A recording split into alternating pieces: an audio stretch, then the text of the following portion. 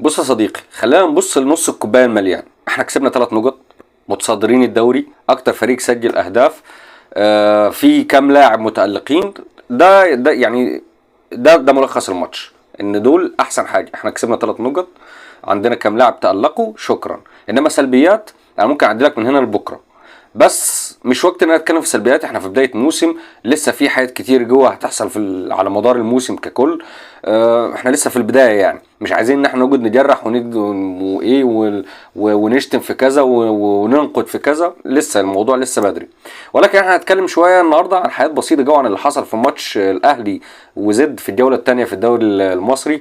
واتمنى ان انتوا تدعموني، يعني اي حاجه، يعني على الاقل عشان استمر الفتره اللي جايه.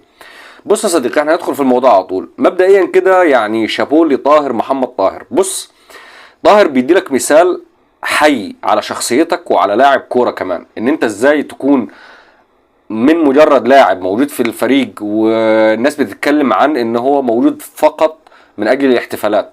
لاعب موجود مع الفريق ما بيعملش اي حاجه، دايما لما كان بينزل بيكون مستواه سيء في المباريات. وكان في مطالبه كبيره جو من الجماهير ان هو يمشي او ان هو يتباع او يطلع حتى اعاره، ولكن اداره النادي كانت بتجدد الثقه فيه ولسه مجددين له عقده قريب، علشان هم كانوا شايفين حاجات يمكن في ناس كتير مننا شايفاها ويمكن ناس لا. وهي ايه؟ وهي ان طاهر عنده مردود كويس جوه في الملعب، ومن الناس او من الشخصيات اللي بيحاولوا ان هم عارف اللي هو ايه، يعني يستخدم النقد السلبي ليه عن طريق ان هو يدي لنفسه طاقه ايجابيه وان هو يكمل في طريقه الصحيح علشان يكون مستواه افضل بكتير. فظهر النهارده بعد الفتره الصعبه اللي كان بيقضيها مع جماهير الاهلي ومع اداره الاهلي وفي نادي الاهلي ككل، النهارده طاهر محمد طاهر من نجوم النادي الاهلي النهارده، من بعد او من بدايه من كاس السوبر.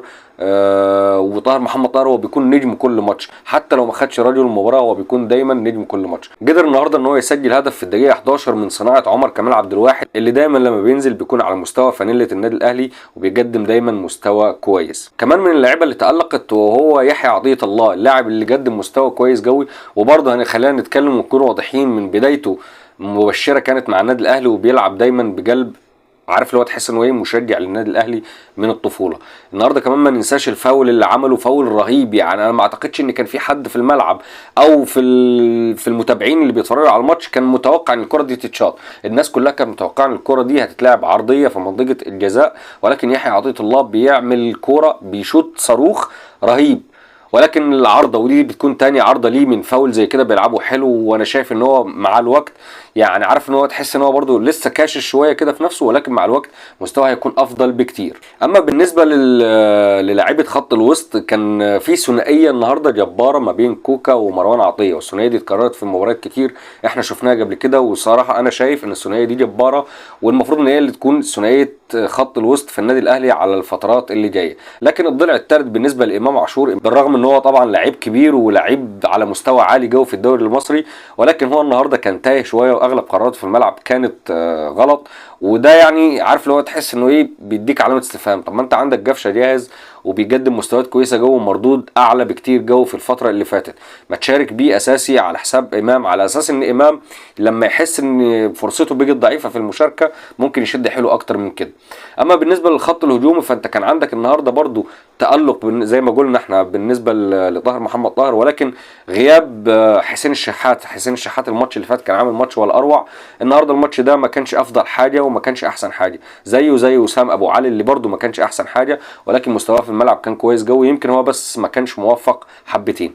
بالنسبه للتغييرات، فالتغييرات نقدر نقول عليها ان هي يعني ما خدمتش الفريق جو، ولكن هي حافظت على النتيجه، حتى لو كان المفروض ان هو كانت تزيد اكتر من كده. يعني كان المفروض ان الاهلي يطلع من الماتش ده كسبان 2 او 3-0، ولكن يعني الاسباب كتير جو انا مش عايز اخد فيها ومش عايز اتدخل واتكلم في نقد. ولكن زي ما بقول لك على المستوى العام للمباراه، اداره المباراه عامه من كولر ما كانتش افضل حاجه.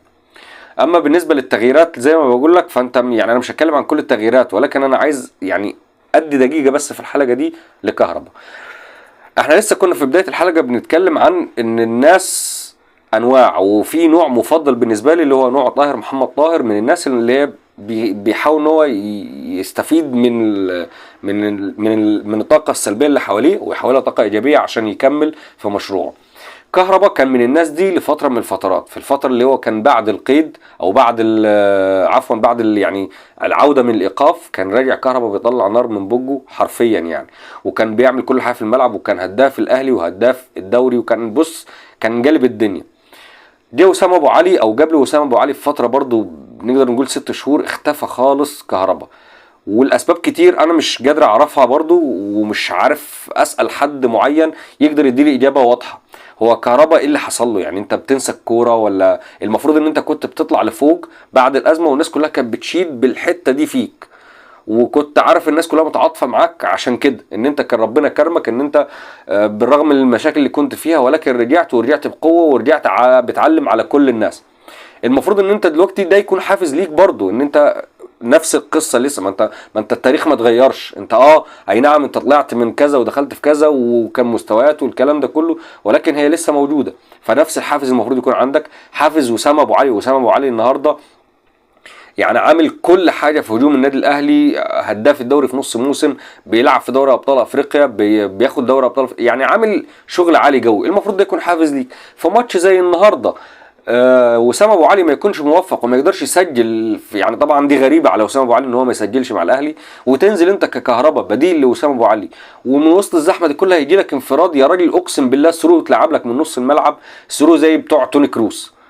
انا يعني ما لحقتش اركز اعرف مين اللي بعت الثرو، ولكن الكوره كانت حلوه قوي لدرجه ان هي يعني المفروض ان انت كنت تسجلها، ورحت انفراد المدافع بتاع زد يسبقك للكوره، وانت تلاقي اول يعني انت كمان انت تلمس الكوره قبله بالرغم ان هو سبقك، وانت يعني بدل ما تقطم بيها زي ما بيقولوا كده على المرمى عشان تشوت، لا انت بتطلع لبره. فتحس ان انت يعني انا كمشجع هو كهربا ناس الكوره. فيا صديقي يعني انا عارف انت كده كده مش هتشوف الفيديو ده، ويمكن ما فيش حد يشوفه غير انا اصلا، ولكن لو وصل لحد، فيعني المفروض ان كهربا يفكر في الموضوع من وجهة نظر تانية، ومن وجهة نظر اللي كنت بتبص ليها زمان ايام ما كنت راجع من الايقاف. لازم كهربا يشد حيله اكتر من كده بكتير، قوي قوي قوي، لانه كهربا خساره ان احنا نتكلم عليه كلاعب ان هو عبء على المنظومه والمفروض ان هو يتباع. لا، كهربا لعيب كبير قوي، وانا من الناس اللي كنت بحبهم جوه حتى من ايام ما كان في الزمالك واتحاد جده. وبص يعني انا من عاشقين كهربا، ويعز عليا ان انا اشوف كهربا بالمنظر ده. فاتمنى ان هو يشد حيله اكتر من كده، ويخلي كل حاجه حواليه عباره عن حوافز يعني تدفعه لقدام، تدفعه ان هو يكون يرجع تاني هداف النادي الاهلي. يعني سلام عليكم.